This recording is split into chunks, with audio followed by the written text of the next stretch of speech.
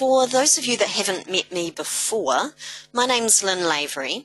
I'm the Director of Academic Consulting, and I'll obviously be presenting today's NVivo Project Health Check. We do a lot of work here at Academic Consulting with NVivo, both in terms of the data analysis services that we offer, and also through our training courses and working individually with clients.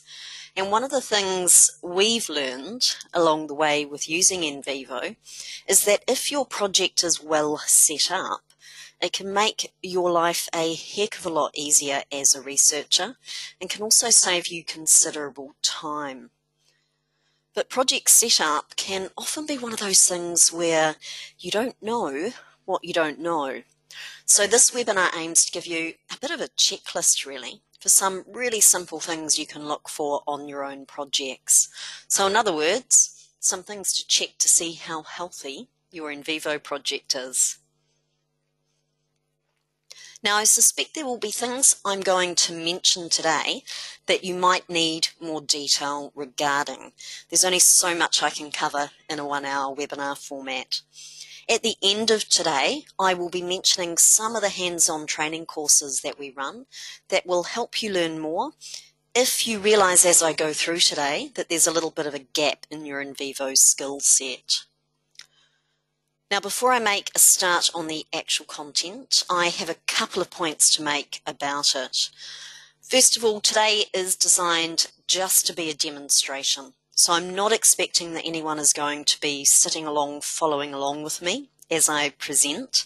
I am going to be going at quite a fast pace just because I want to get through as much content as I possibly can and give you as many ideas as possible. Secondly, if you are brand new to NVivo, so if you're brand new and you know nothing about it, this is not the best webinar to attend. I can see from the attendance list, most of you are pretty familiar with the software, but there's a few unfamiliar names. So just in case anyone is brand new, just to let you know, the content is designed for researchers who are already using the software, and ideally people who have either got a project set up or are about to set one up. If you're going, gosh, I'm in the wrong webinar, please feel free to exit out. I won't be offended at all. Just before you leave though, just to let you know, we have a brief tour of NVivo webinar on August 7th, and that would be a much better one for beginners. Now, you're welcome to stay if you are brand new to the software. You might pick up a few things, but I thought I'd just let people know that front up. Well, let's actually check in with people. So let's launch a poll on screen just to see where everyone's at. So let me know what your level of experience is with the software. That will just help me pitch the content a little bit today. So I've got options from, I did leave the I'm brand new option there just in case, through to people who might be very experienced with NVivo. Well, so far, no one is brave enough to choose the, oh, someone just did. Excellent. I think a few of you should probably be picking the I'm very experienced option. Got about 3/4 of you have indicated your level of experience. So just a few more seconds if you haven't already, if you could let us know where you're at. And a few people are actually sending me messages to say that they're a little bit rusty. You're probably not as rusty as you think. Okay, that's been a minute, so I'm going to close that. Apologies if you didn't get a chance to vote there. So I'm just going to share that with you all so you've got a feel for who's online. So I've got a real spread there, but it looks like you're all at the stage where you've at least started to use it. Got a few experienced people and those of you that are midway through as well. So perfect group for this particular session in terms of content. Great, I'll hide that, and I do have one more question for you just to help me pitch the content today. We are currently in a transition stage because NVivo 12 has been released. I will be presenting with NVivo 12 today. We always like to be using the most up-to-date version. I am aware that not everyone will be using NVivo 12 though, so I'm just going to launch a poll on screen just to check. And it might be you have no idea what version you're using, and that's absolutely fine. I've given you an option for that. Now, those of you that are on NVivo 11, it's actually looking like most of the group. Everything I cover today is going to be relevant to NVivo 11, and what I'll do, given that it looks like the majority of you are NVivo 11 users, I'll make sure I let you know where things will be different in your version. Really today I'm talking about general principles, so it doesn't really matter what version you happen to be using. I'll just leave that open a few more, about 90% of you.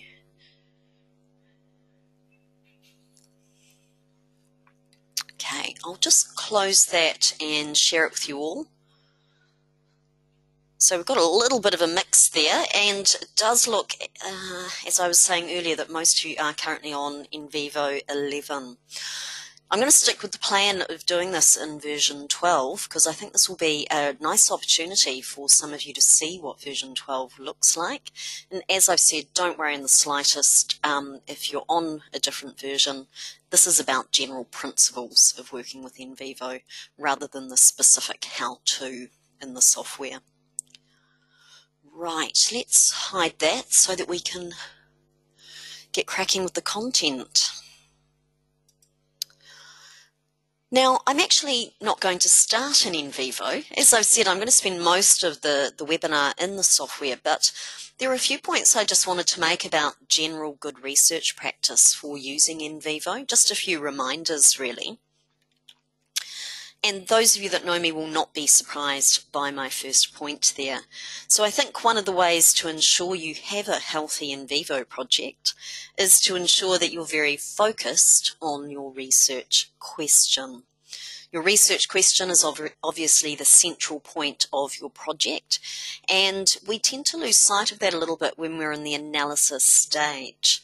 So I have a little trick when I'm using NVivo. I always make sure I have my research question printed off and it is up on the wall in front of me while I'm working with the software.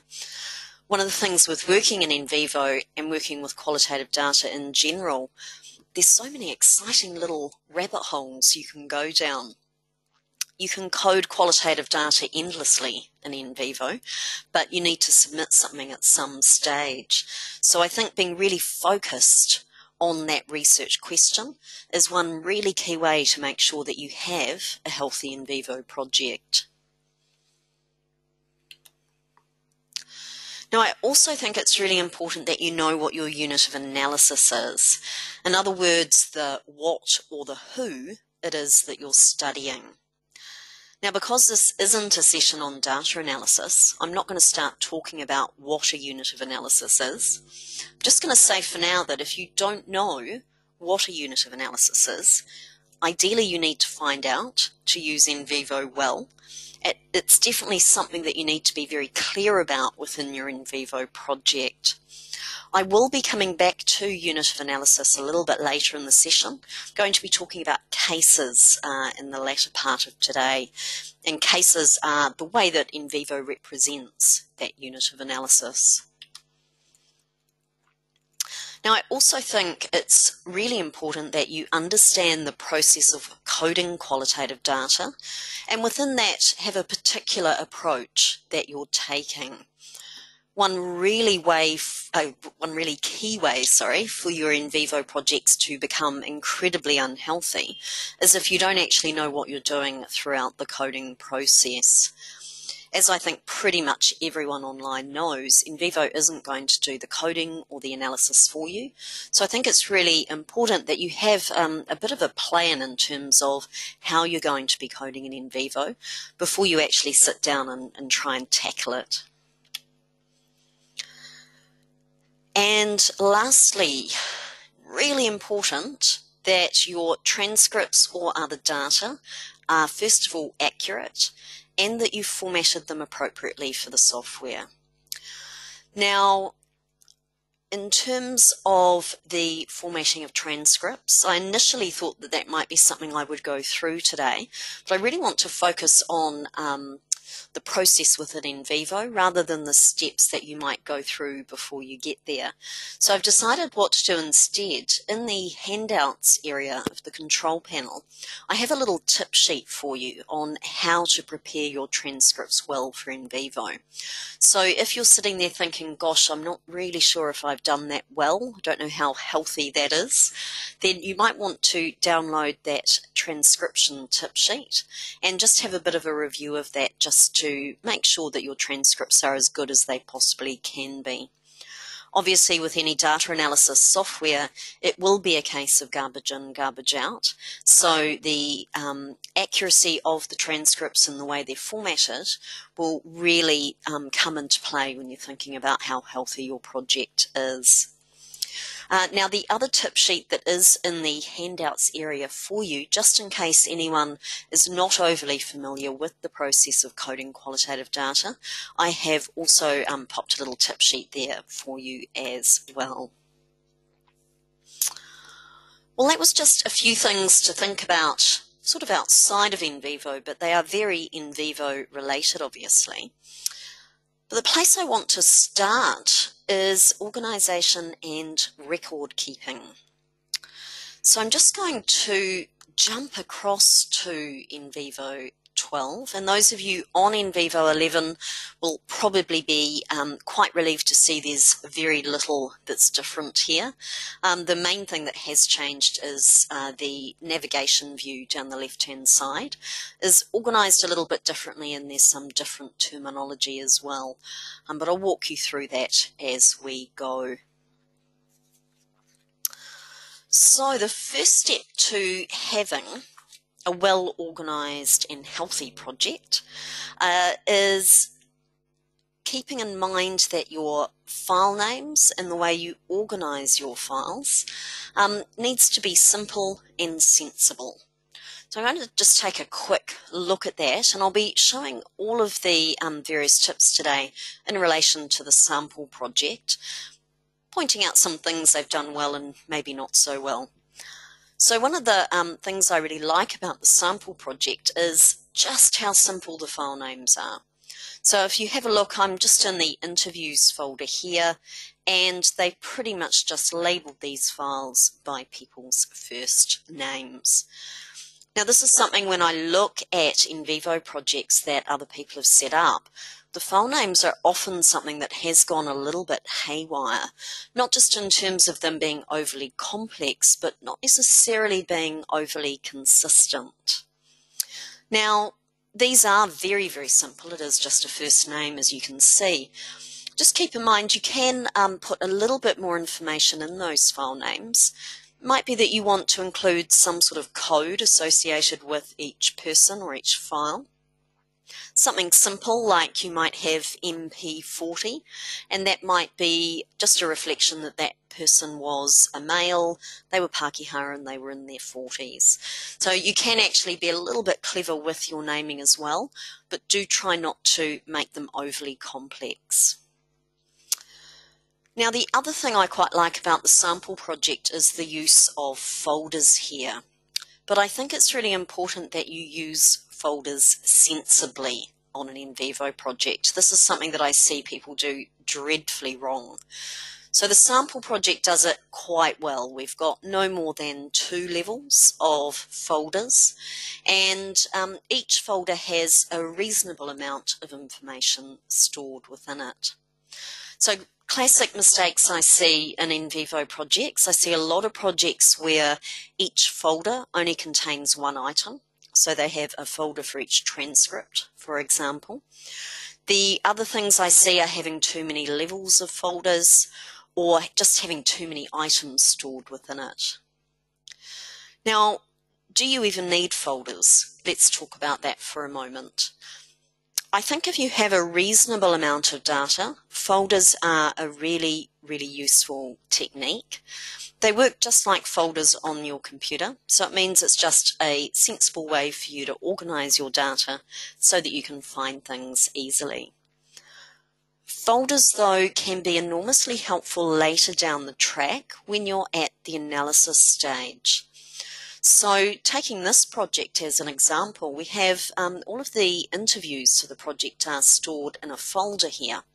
So if the researcher later down the track wanted to do a search for a particular word or phrase, but only if it occurred in the interviews, because everything has been organised in a folder, it means that you can very easily narrow the scope of that query down to that particular location. So they're not just helpful from an organisational point of view, they can be enormously helpful when you are running queries. Now, the other thing that a lot of people are unaware of with folders, they can be really helpful when you're looking at your nodes. So I'm just going to jump down to the nodes folder here. I'm going to open up the infrastructure node to show you what I mean. So looking at the contents of that, you can see that there is a hyperlink above each chunk of text that's been coded. So not only do I see the file name, and that's why file names are so important in NVivo, I can also see what folder it came from. So if you've got a really sensible folder structure, that hyperlink at the top of each chunk of text in the nodes can actually tell you some really quick, useful information without you having to track back further in the project. So that was just a couple of simple things to start out with in terms of healthiness of a project. This particular section is about both organisation and record keeping though. So I want to talk about record keeping for a moment. If we think about that from the point of view of our own health, records are incredibly useful. Pretty much every health professional you see will keep records and notes on things like your general health stats and any treatment provided. That's probably partly for their own memory, but also because it means another health professional can look at those notes and really clearly see what's been done. Now the same applies to your NVivo projects. Keeping clear records not only ensures that you can personally remember, but another purpose of them actually relates to the biggest criticism that's thrown at qualitative research, which is that it's not transparent enough. Now, if you have really clear records within your NVivo project, you can show those to another researcher so that they can track back through the analysis decisions that you've made. And you can also use those records when you're at the writing up stage so that you can demonstrate that to your examiner or reviewer. Another use for records is reflection. I suspect pretty much most of you attending today are either wearing a fitness tracker or have some sort of health app on your phone. Now, one of the reasons that we track like that is to keep us motivated, and the data gives you a useful opportunity to reflect on progress or maybe lack of it. Records in NVivo can serve the exact same purpose, and you can actually write your reflections within the NVivo project itself. So let's take a look at where that might go. So I'm going to jump to the memos folder. Now, memos in NVivo 12 have actually been moved to a new notes area, which I'm a huge fan of. I think that was a really nice move.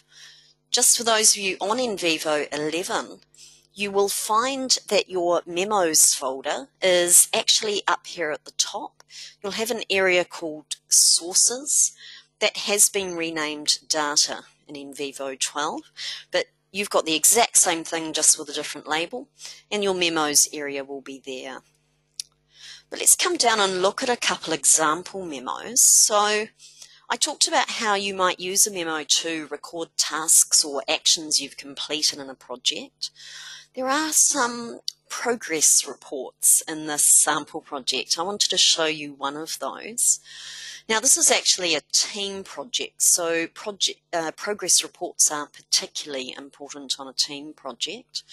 But what this is at the end of each day, each team member pretty much recorded any reflections they'd had on what they'd done, and they put a little bit of detail about what tasks they achieved. Now, even if you're a solo researcher on an NVivo project, I actually think that's a really important thing to do. So I always have a research log or a research journal memo within my project, and I constantly record all of the actions I've made within NVivo, just so that I can backtrack around some of those decisions. Now, the other thing I just wanted to draw your attention to here, you can see we've got a little bit of a visual in terms of some of the codes. I'm going to be showing you where to find those in NVivo very shortly. But the other kind of memo you can have in NVivo is more of a reflective one. So I talked about how you can record reflections within your NVivo project. Just going to show you a couple examples here. This is a memo that's a reflection on the coding process. So reflecting on some of the coding you've done can be enormously helpful, and I sometimes find that ends up in my write-up later down the track, which is also a really helpful strategy.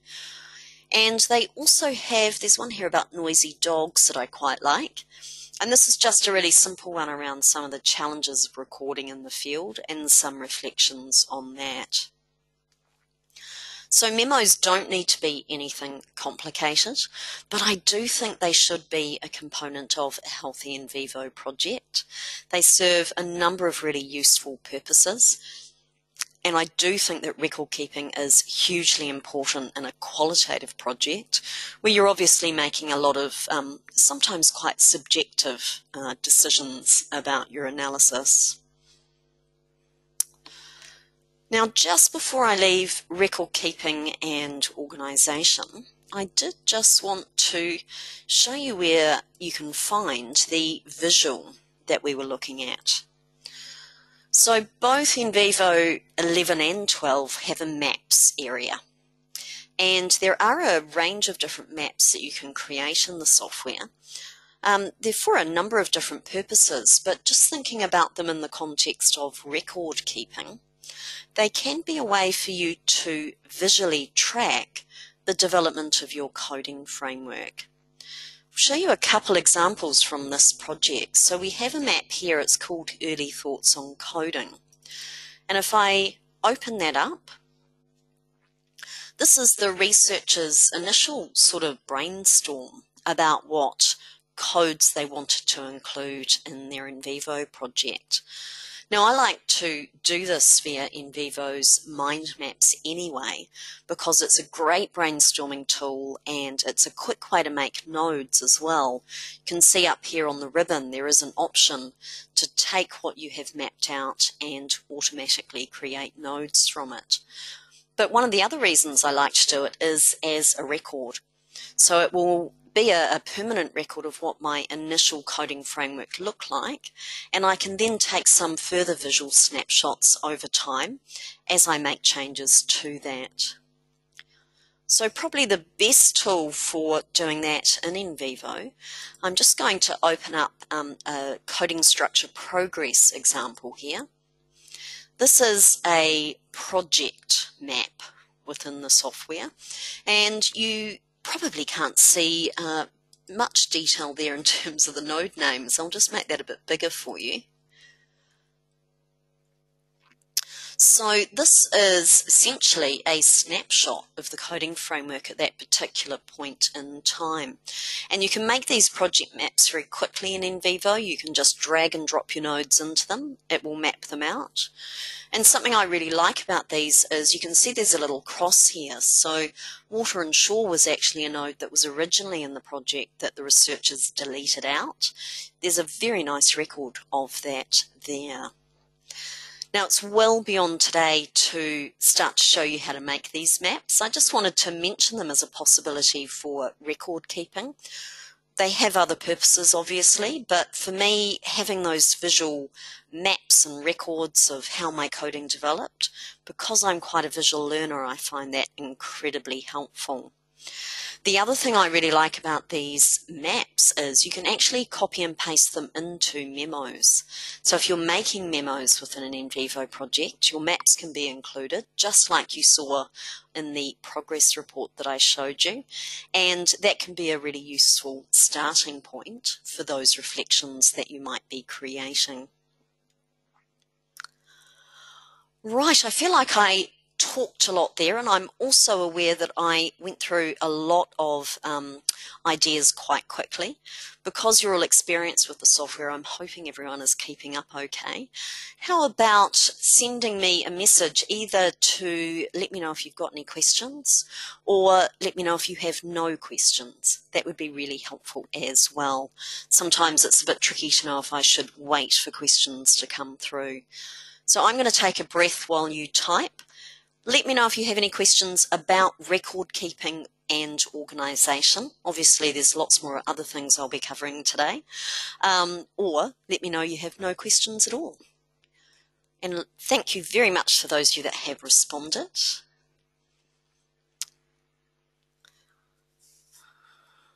Great.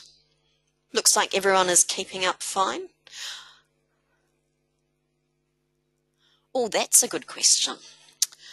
So when I was talking about folders earlier, something that I didn't mention actually, I was talking about folders in the context of organising your data. But it is worth just pointing out that your folders can also be used to organise other project items. So they can be used to organise nodes, organise maps, also organise queries. So there's lots of other places you can have them. Now, the great question that's come through is, if you organise your nodes in different folders, can you run queries between nodes that are located in different folders? Absolutely. So you've got a lot of flexibility there. The folder structure doesn't mean that you can't run queries across folders, but it does give you that flexibility of narrowing the scope of a query down to just the nodes in one particular location. So organising nodes in different folders is a great idea, particularly if, I'll just bring up the sample project's a really good example of that. You'll see that we've got the main nodes folder, and this has sort of the thematic nodes for the project. But they also use something called the auto-coding in NVivo. And so they auto-coded the survey questions and the interview questions, and they also auto-coded the social media. Now that's a very different kind of node to the thematic ones, and often the auto-coding isn't very useful if you're running queries. So having nodes in those folders is a really nice quick way to exclude the auto-coding from queries, and I do find myself using that a lot actually when I'm at the query stage. And I've also been asked a good question around the undo button. So the question is, if I make a mistake while arranging my codes or making folders, how many times can I use the back arrow to undo? So the undo button in NVivo will allow you to go back 5 times. You need to be a little bit careful with that though. It's quite, for want of a better way of putting it, it's quite global. So I'll give you an example of what I mean there. If you are correcting typos in a transcript and you make 3 changes, if you hit undo, it will actually undo all 3 of those changes. So it doesn't see those as separate changes. NVivo just basically says, this document has been changed, I'm going to undo it.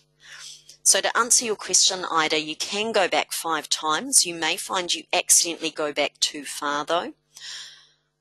If that happens, please be aware there's no redo. So other software like Word and PowerPoint, you can go back and forth in the software.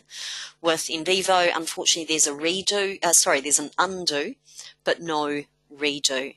And NVivo 12 doesn't have a redo either. And the last question I'll take just at this stage, Wendy's asked whether auto-coding is exactly what it sounds like.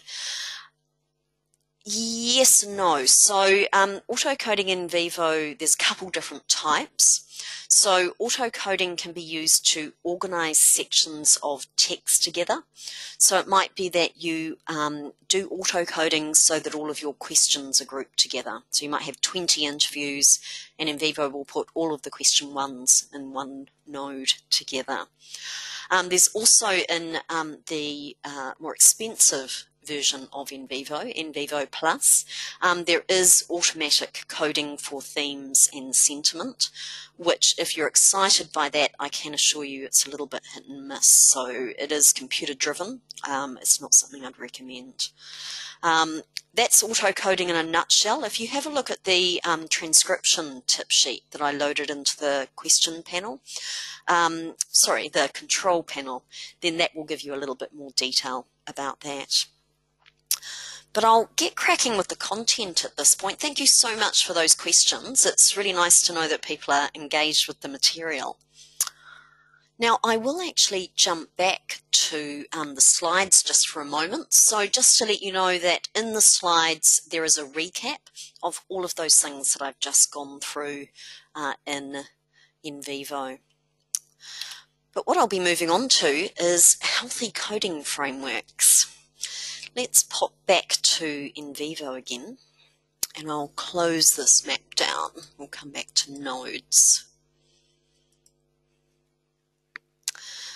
So we've just looked at coding maps for tracking progress. Let's now take a look at what a healthy coding framework looks like. Those of us that train NVivo often talk about coding frameworks having a node virus. So the health metaphor is actually quite a good one here. Now, what I thought I'd do is just run you through the things I look for when researchers bring their projects in for me to review.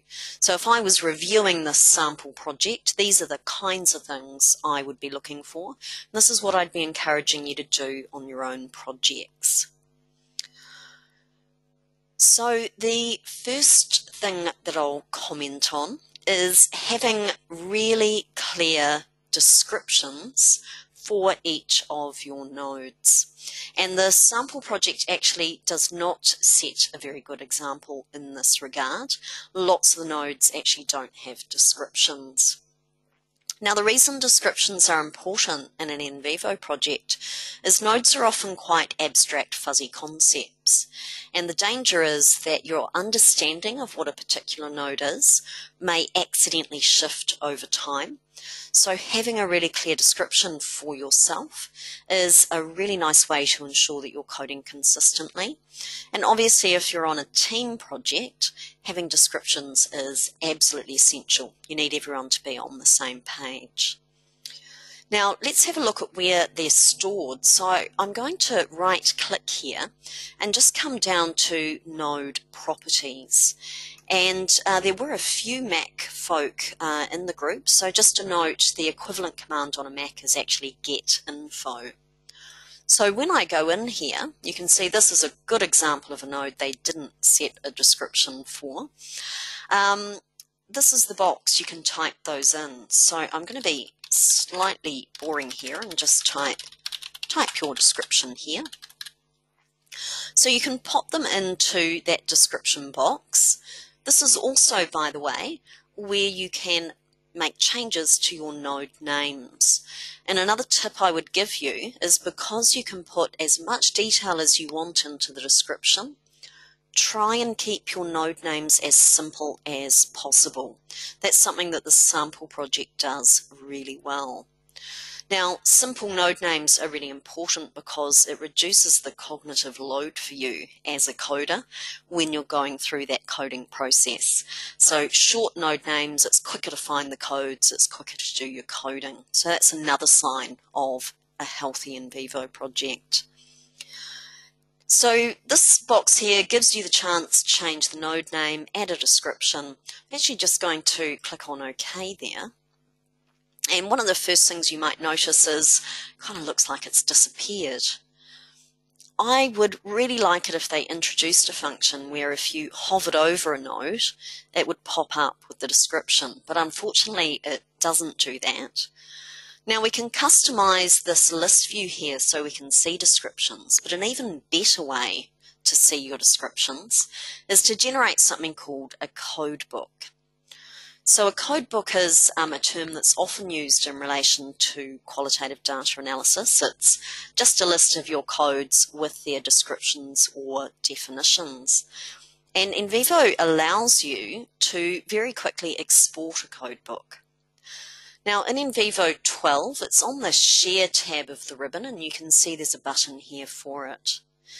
In NVivo 11 for Windows, the same button is on the Data tab of the ribbon.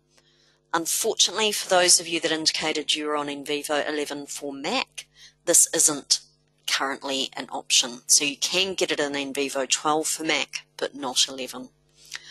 Let's create it so that we can see what it looks like. This is actually a really good example of where node folders can come into play. So I don't want to know about my auto coding. That's not very helpful. I'll unselect that and I'll click on OK. Now that has, in case you're wondering why nothing has happened, it's just popped up on my other monitor, so I'll just drag that across. I'm a huge fan of this codebook feature. It exports it out in a really nice format. It's clearly formatted, obviously very printable, so I like to have this sitting in front of me while I'm coding. And you can see the node names in that first column with the descriptions if they've been entered in. So working with a code book and having simple node names and clear descriptions is yet another sign of a healthy NVivo project. Now, a few other things that I would like to mention in terms of healthy node frameworks. A trap that people often fall into with NVivo is they end up with way too many nodes. And I've seen projects over the years where there have been actually as many as several thousand nodes. Now, having several thousand nodes is a terrible idea. Having several hundred nodes is probably a terrible idea as well. So let's just talk about that for a minute. So the sample project has 36 nodes in total. And if I just expand down here, they are split across a number of different levels in the project. Now the reason I know there's 36, in the bottom left in the status bar, it tells me how many nodes there are. It says 36 items. So on your own projects, when you are at the node generation stage, just keep an eye on the overall number of nodes there and rein yourself in if you are creating too many. We seem to have this tendency when we use NVivo to create lots and lots and lots of very specific nodes.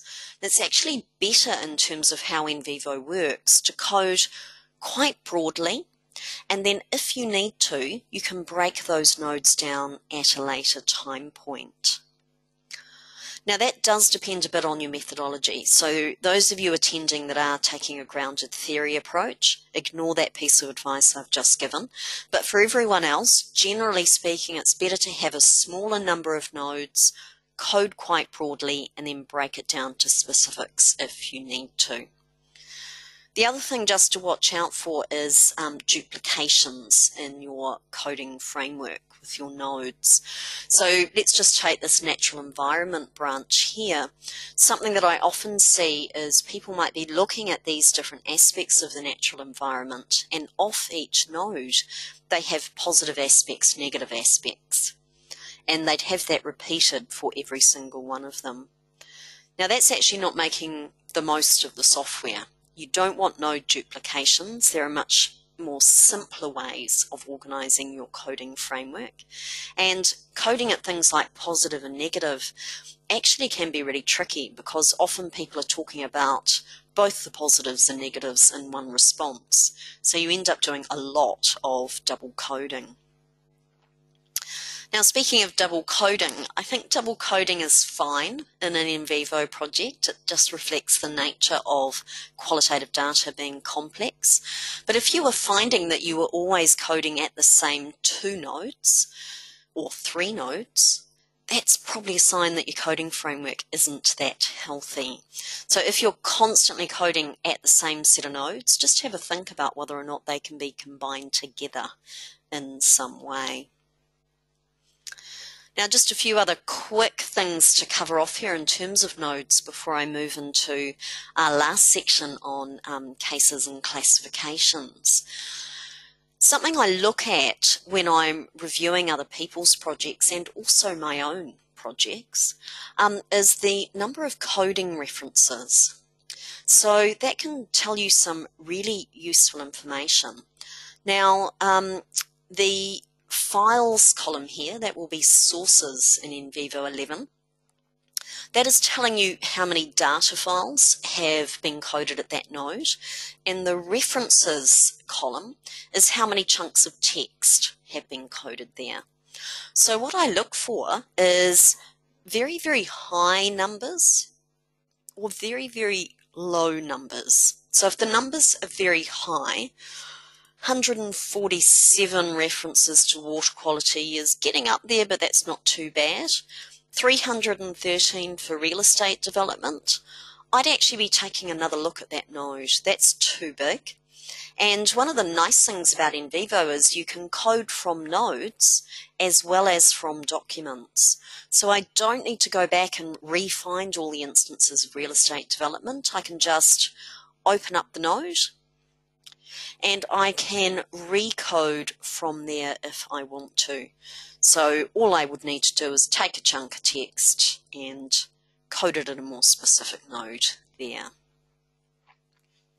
So looking for very large numbers, really, really important. It might be that you need to get that more specific. Looking for very small numbers, and this isn't too bad actually. We've got just 4 references here. I'd be sort of wondering what's going on there. That's not a lot of data.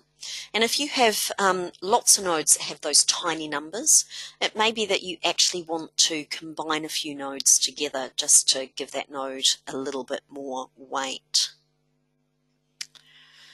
Now, when it comes to the text you code within the node, that's something else I'd be looking at. I'll just open one up so that we can take a look at it. Do just be a little bit careful about how much text you code at each node. So this one isn't too bad. We've just got a tiny chunk here, got a sort of reasonably small sized paragraph, same thing here. So the issue with coding too much text at a node is that when you're at the writing up stage, it's going to be very, very difficult for you to summarize the information. There's no magic button in NVivo that will tell you what you should include in your write-up. So that means it's a case of you going through each node and summarizing the text in your own words. So if you've taken too big a chunk of text and coded that at each node, that is actually going to be really, really time consuming at the writing up stage. I always say with NVivo, less is more. So you want fewer nodes rather than more, and you want smaller chunks of text rather than larger. So that's something else I'd be looking at in an NVivo project in terms of its overall healthiness. Last thing I'll just say here, this sample project has quite a few levels, probably a few more than I would like. So we've got economy, off that we've got fishing or aquaculture, then fishing industry decline, and then a whole pile of smaller nodes. So it's possible to have up to 9 levels within a node structure. I actually recommend you stick to about 2 or 3. I very occasionally go to a 4th level, but not very often. Okay, well that is healthy coding frameworks, and just a bit of a recap. So these are all of the things that I have just talked about. Now I've also included for you, this is the sort of checklist that I personally use just to go through when I'm reviewing my coding framework. So this wasn't something I was planning to go through today, but I've just provided that as a resource in case it's helpful for your own projects. What I'd like to finish off with is just a very brief introduction to cases, classifications, and attributes. When I'm looking to see how healthy an NVivo project is, this is one of the first things I look at, the setup of cases and classifications. It's usually where people get themselves in a bit of a muddle. Now, this is way too big a topic to do justice to briefly, so I'm not even going to try.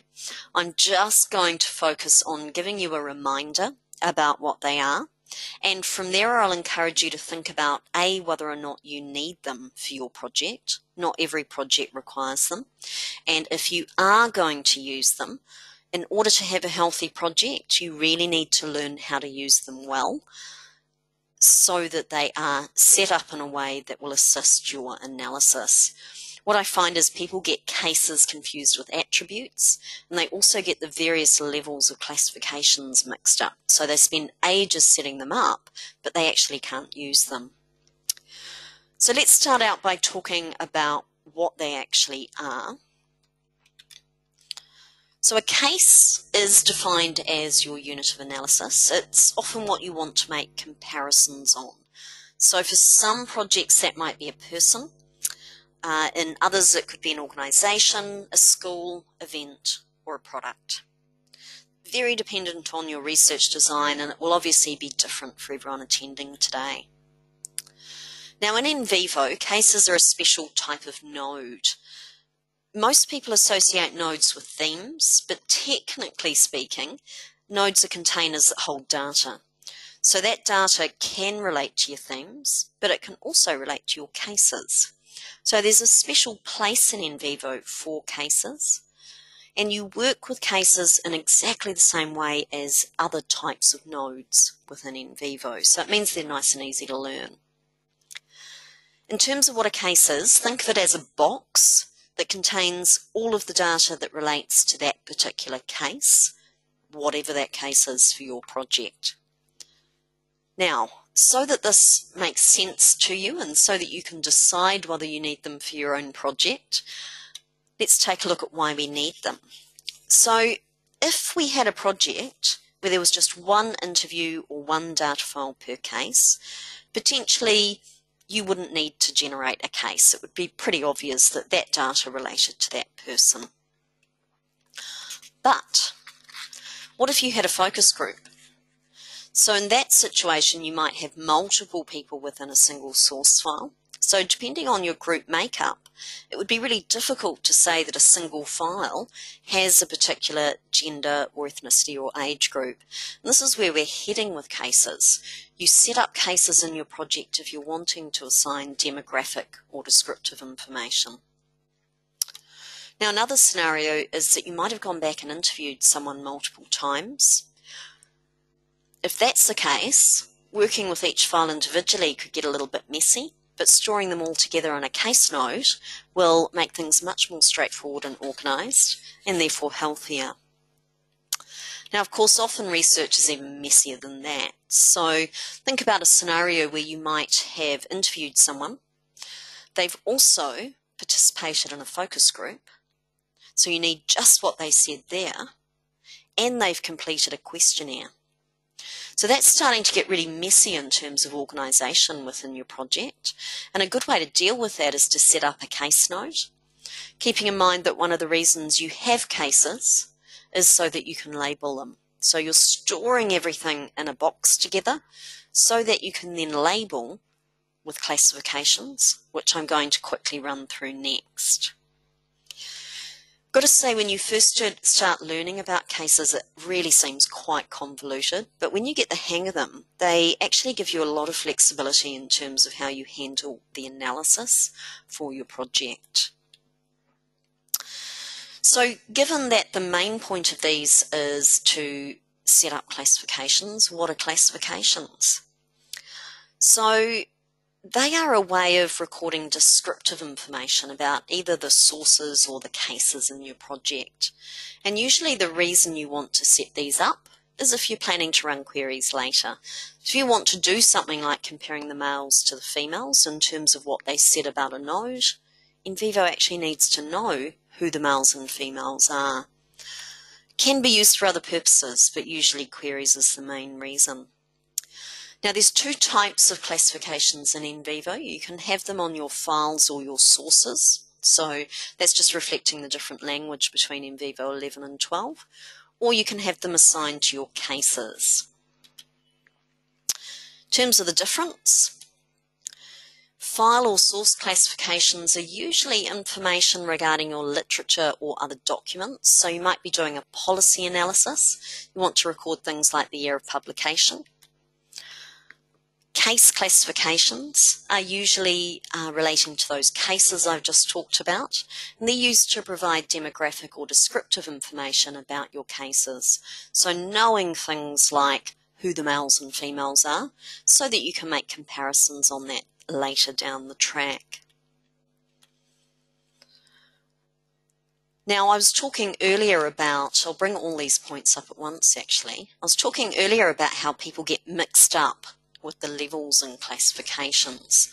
So we've got three levels here. The top level of classification is the type of item it is. So you might classify a reference or a person, for example. Within that you have a level called an attribute, and taking that same example, a reference would have attributes such as year of publication, and person would have attributes such as gender. Third level down, attribute values got specific years of publication as well as male, female, and any other gender groups you'd like to assign there. So one of the signs of an unhealthy NVivo project is where these particular levels get mixed up. So people put attribute at the top level of a classification, then they wonder where their attribute values are meant to go, and all of this actually takes quite a lot of setup, and it's a lot of work to go to if you then find that you actually can't use that information in any way within your project. Now, as I said, this is way too big a topic to do justice to in terms of the how-to side of things in NVivo. Really what I wanted to do today was just give you a bit of a reminder of what they are so that you can be thinking about whether or not they would improve the healthiness of your own NVivo project. So have you got a situation where you are working with cases and you maybe have some demographics that you'd like to include? If that's the case, it's really important that you do these things on my slide. So you need to understand what cases are and how to create them. You need to have a think about whether or not you want file or source classifications or case classifications, and also think about those different levels that I've just shown you. Now, I am going to be talking about a training course that we run that does go into that in a lot of detail, and there is also an awful lot of information in the help files on that. If you are thinking about going down this track, if you're thinking about setting up cases and classifications and attributes, please just keep in mind that this is the main thing that people do wrong in NVivo, which is actually a real shame because it's one of the best features of the software. The ability to take your coding and compare what the males said versus the females, or the younger people versus older, or older articles versus more recent ones. That's actually a pretty powerful feature, but it requires these cases and classifications to be pretty healthy. Okay, I promised to tell you about more courses. So what I'd like to know is if you have any questions. I'm hoping no one was too sort of taken aback by that last section. I was going through some quite big concepts in NVivo quite quickly. But as I say, that was just meant to be a reminder to you that they're there and what some of the setup is involved in NVivo. But if you're thinking, gosh, I have a few gaps in my NVivo skill set, I don't think the NVivo Core Skills course is really relevant to anyone here because you're all familiar with the software, but we do have that coming up. These are just our online courses. If you liked some of the stuff I was covering around coding frameworks, I go into that in a lot more detail in our Become a Coding Ninja course. And if that last section around cases and classifications, if you actually need the hands-on, how do I do this? NVivo Classifications and Queries is the course to do. There are other dates for that and full details are on the website. If you prefer face-to-face training, you've got a few options here as well. So the coding tips and coding framework tips and classifications and queries we cover in our NVivo Intermediate course and also our NVivo Masterclass. Now, just to note, the NVivo Intermediate course on the 27th of June, that actually only has one place left. It filled up and then someone had to postpone their enrolment. So there is currently only one place in that NVivo Intermediate course. It's just gone 2 o'clock. I do like to finish on time, but I'd love to know if you have any questions. So if you need to leave, if you're rushing off to another meeting, just feel free to close down the webinar, and there will be an evaluation form pop up. If you had a chance to answer that, that would be great. This is the first time we've run this particular webinar, so feedback would be lovely. If you're able to hang around for a few minutes, please send me any questions that you have, or let me know that you don't have any questions. So I'm just going to see what comes through. If you can hang around, you may just find that other people's questions are going to be helpful for you. So I would encourage you to stay for a few moments if you can. The people that have responded so far, though, are saying they're all good. They don't have any questions.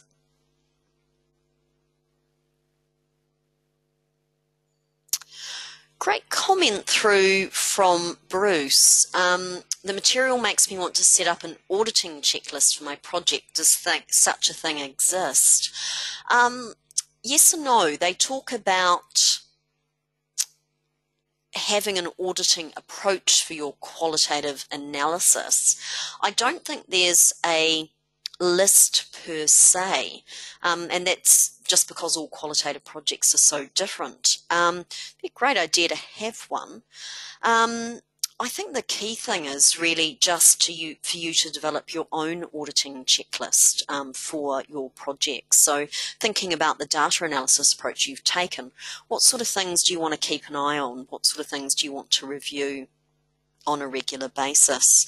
It might be for your particular analysis approach that there is an auditing checklist, and I do quite like the language used around that.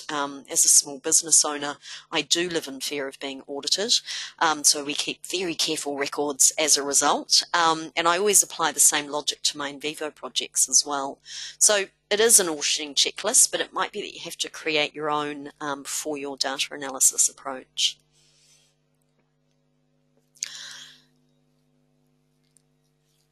Okay, so it looks like the other comments that are coming through are really around, gosh, I need to learn more.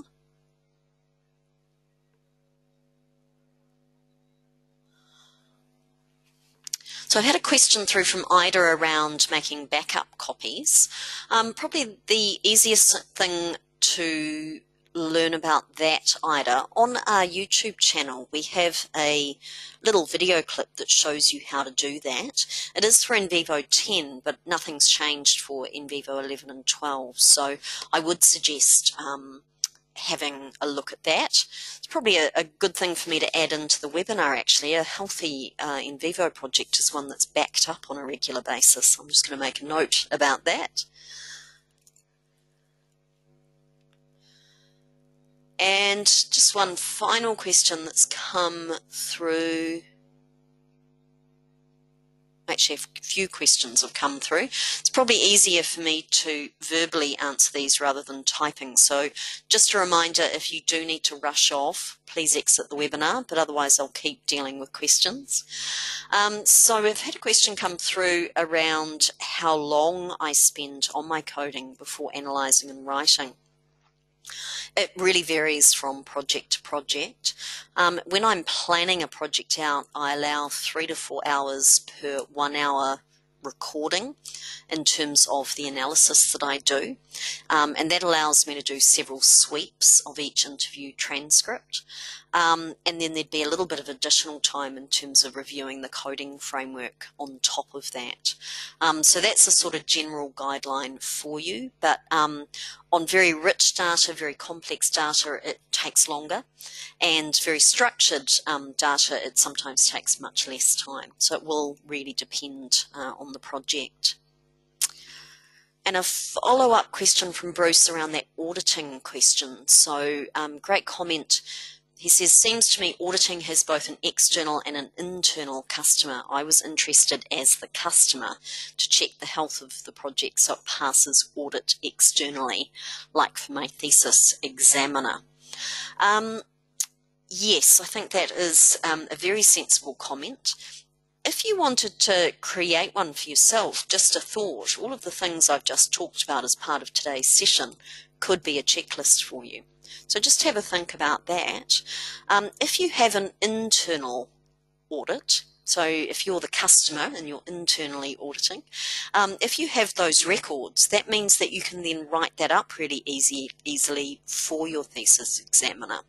And that was the point that I was making earlier, that if you have really good records, it makes things really, really easy at the write-up stage, because you can give some examples of the records that you've created, maybe even show some examples, and that really shows the thesis examiner just the level of rigor that you've gone to.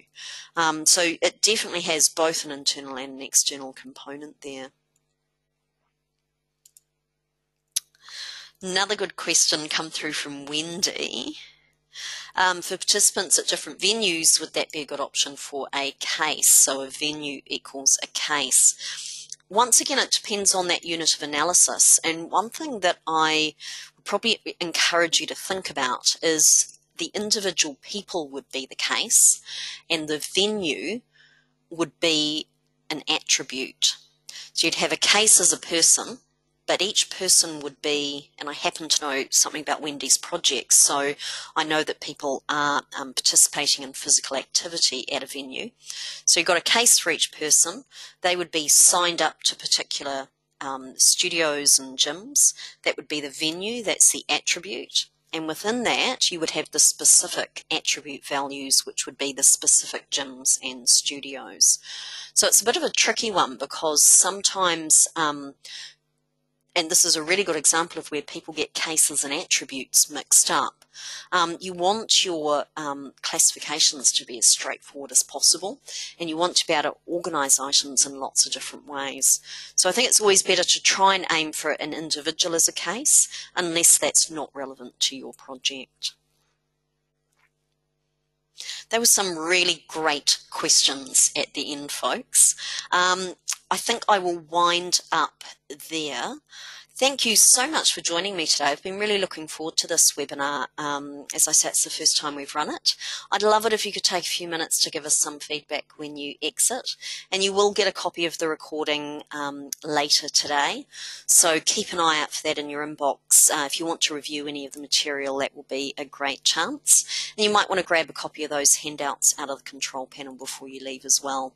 I'll stay online for a few minutes just in case you would like to ask any further questions, but at this stage I'll mute myself and wish you a lovely rest of day and the best of health for your NVivo projects.